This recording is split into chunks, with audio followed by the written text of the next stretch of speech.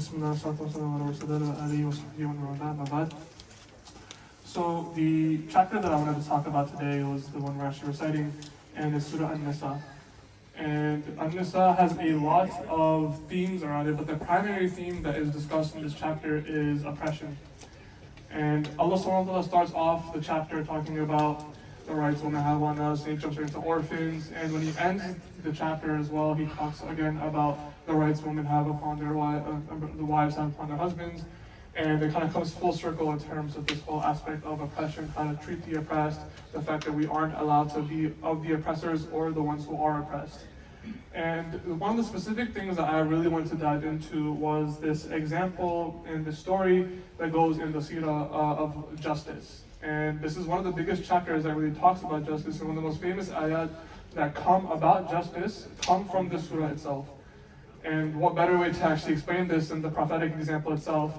And it starts off, actually, if you guys want to follow along, Allah SWT is referencing this actual example around ayah number 105. And he states that, "Surely we have revealed to you the book with the truth, so that you may judge between people according to what Allah has shown you. Do not be an advocate for those who breach trust." And specifically, Allah is actually referencing something that happened in the Prophet's life. And this actually is a story of Dorma.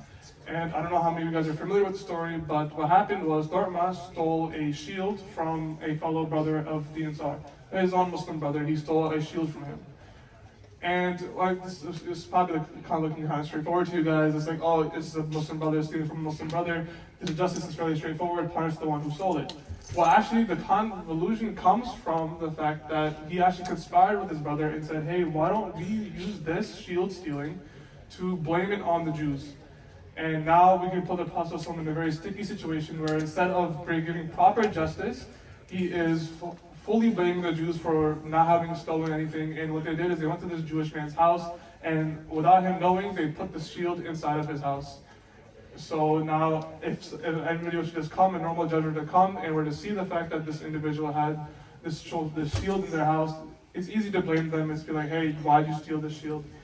And it would have been an entire sticky situation for the Prophet. And what Allah is saying in this ayah, He is saying that I have guarded you, I have shielded you from the fact that you could have blamed the wrong individual. And He says this for the next 10 ayahs, and He ends up as surah in ayah 115.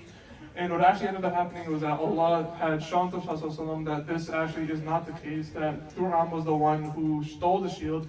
And what Allah says in Prophet, and Allah says in surah in ayah 115, is that whoever breaks away from the messenger after the right path has become clear to him and follows what is not the way of the believers, we shall let him have what he chose, and we shall admit him to Jahannam, which is an evil place to return.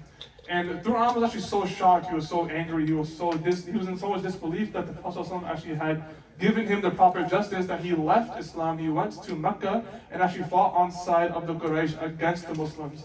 And Allah is saying in ayah 115, so using this as an example to those who are like Dur'am and those who are also thinking along the same lines of causing injustice, causing unfairness, blaming others, and being a hypocrite, that if you are to do this, you will be promised Jahannam. And the reason, I remember when I was first learning about this from my teacher, I asked, like, okay, so how is this relevant to me? What does it matter to me? Like, I'm just a student right now. A lot of us are just parents. We're living with our kids. A lot of us don't have any of these such large-scale leadership positions where justice really is important to us. But he pointed out to me that every single one of us is a leader in our own way. Whether we're the head of our households, whether we're managers at some sort of company, whether we're leading a small organization, at the end of the day, we all will look back to this surah, the prophetic example, and what Allah has said about justice. And this specific story really highlights the concept of fairness. Like, I have a lot of friends who come here. It's very easy for me to say that my friends did nothing wrong. If they were the ones who actually stole something, I could look at them and blame somebody else very, very easily. But Allah is highlighting in this that, the Prophet, he could have as easily said, hey, it was the Jewish man who stole the shield, not the Muslim, because why would the Muslim steal? But instead, he showed the Prophet that this is not the proper justice, but the Jewish man was the one who stole it. And this is most clearly highlighted in one of the most famous ayat about justice, ayah number 135 of Surah Nisa.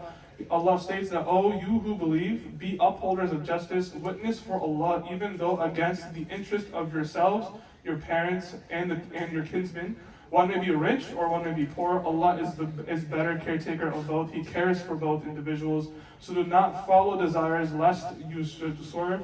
If you twist or avoid the evidence, then Allah is all aware of what you do. So over here, Allah is basically stating that even if it's against your own desires to blame the individual who you may be close with, or who is another Muslim, or is your spouse, is your son, is your daughter, understand that you have to uphold justice at all times. And Allah knows exactly what is going on in your mind, what is going on in your heart. He knows if you are hiding evidence and if you are not. So inshallah, this is one of the biggest things I wanted everyone to take away out of this surah is the fact that this surah, once again, to reiterate, is themed around oppression, and one of the biggest things that I really appreciate about this surah is justice. It's just that everyone to understand that at all times, make sure that everything you guys are doing within your lives is through fairness, justice, and you guys are not taking any ill sides.